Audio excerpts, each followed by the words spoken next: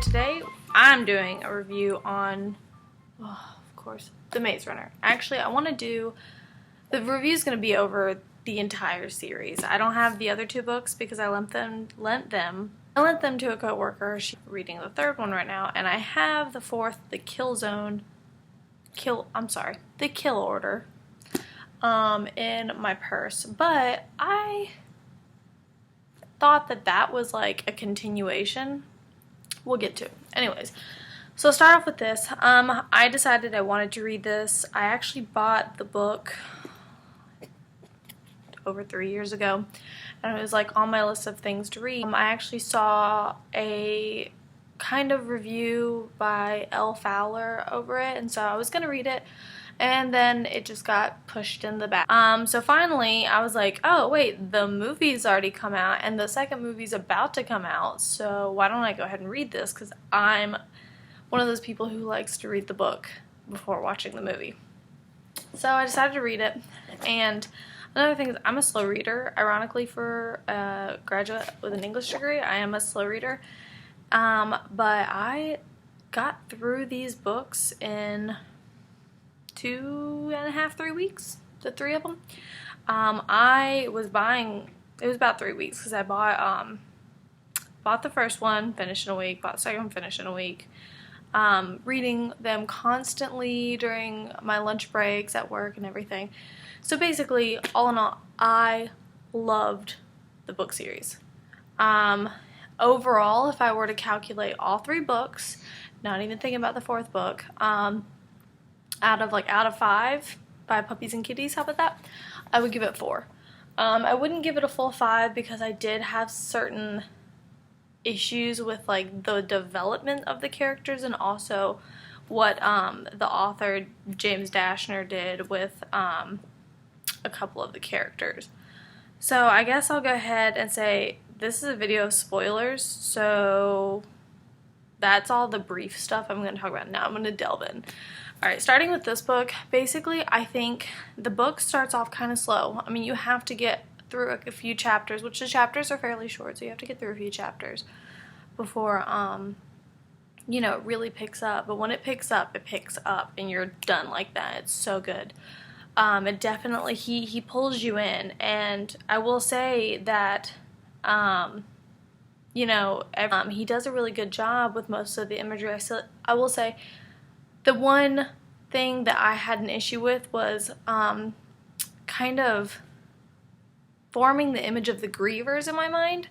So I ended up going online and Googling what the Grievers look like, and of course that made sense, you know, compared to like what they look like in the movie, because I just couldn't put a visual together. And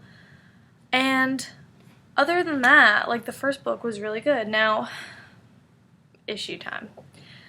I kind of figured out, alright, hold on, super spoiler right here. I kind of figured out Chuck was a disposable character very early on. Chuck is probably the youngest one of the kids in the Glade. And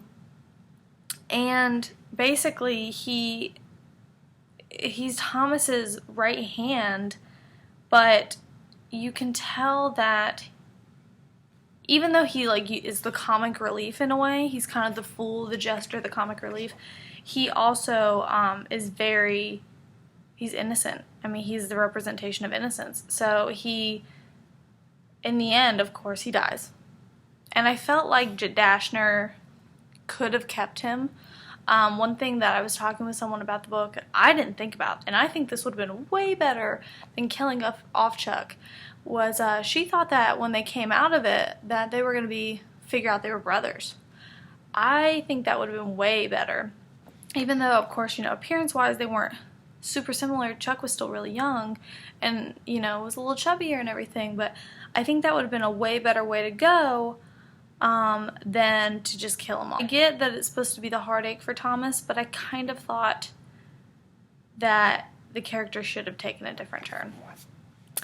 Now on to the other ones, which I'm sorry I don't have the books to show you. Google's a thing, though. Let's be real.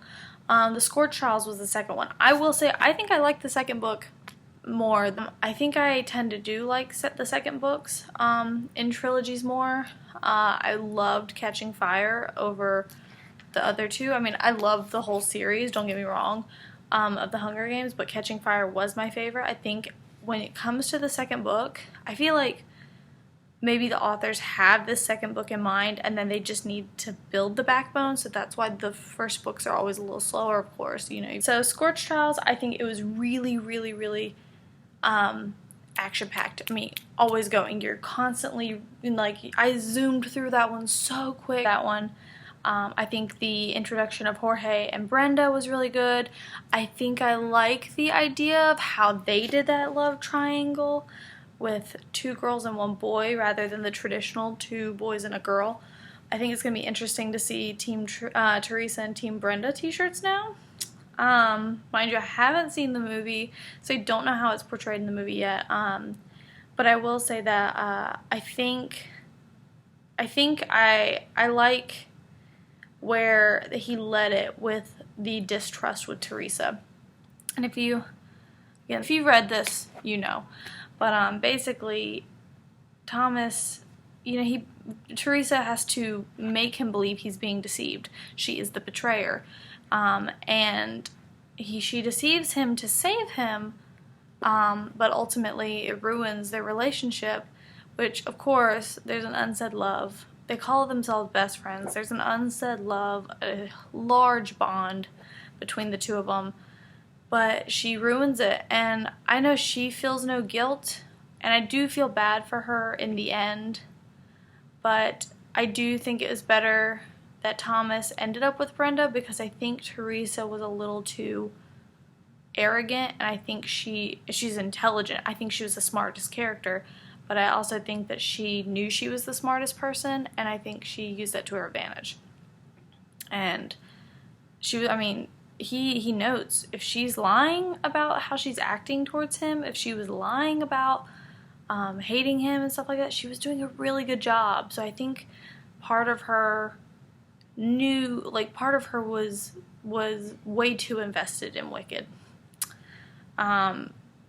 So going into the third one, you know, the third book, it was good. I definitely was at this high with the second book, and the third one just kind of wrapped it up. It wasn't anything grand, and actually I wish that I had known that the third book was the final book, because I finished reading that book thinking there was a continuing story. So I finished it and I'm like, why is everything so happy? Why are they in this area? Why is it all perfect?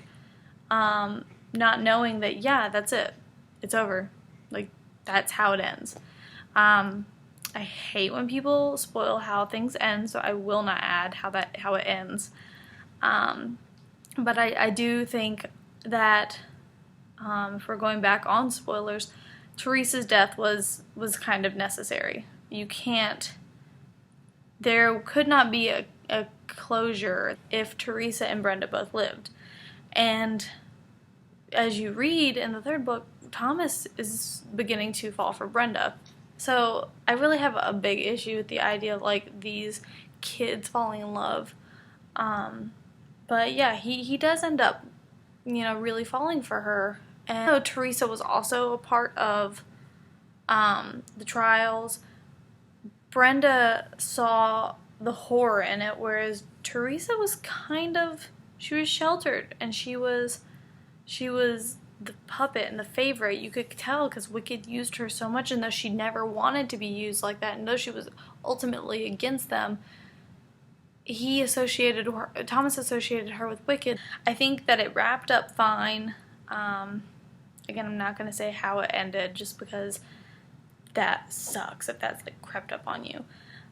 Wish that Chuck had lived, and I understand the other deaths. I understand Teresa's death, and I didn't say anything, but I understand Newt's death.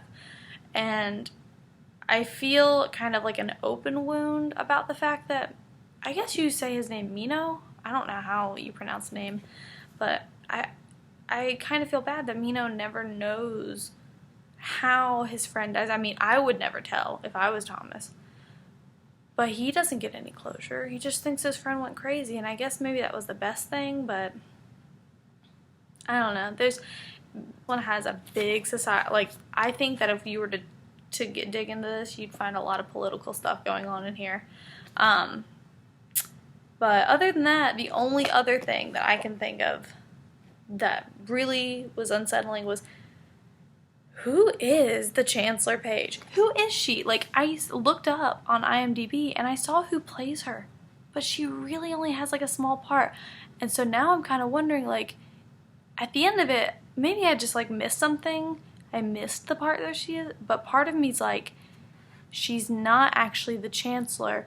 Brenda's the Chancellor, because Brenda was typing on the thing and like typing something up, and then she comes out a few minutes later, and at the end of the book, you know, at the end of each book you have like the Chancellor, if I can find it, the Chancellor writes up on every epilogue, the Chancellor writes something, if you can see, and at the very end, and there's some, so I'm kind of wondering, when Brenda tells him, you can trust me, you can trust Chancellor Paige, if she is Chancellor Paige.